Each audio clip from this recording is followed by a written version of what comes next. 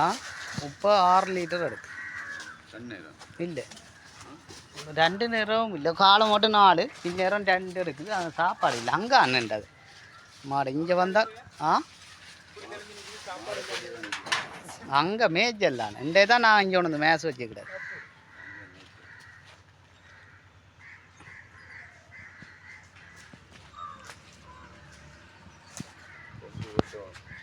அதான்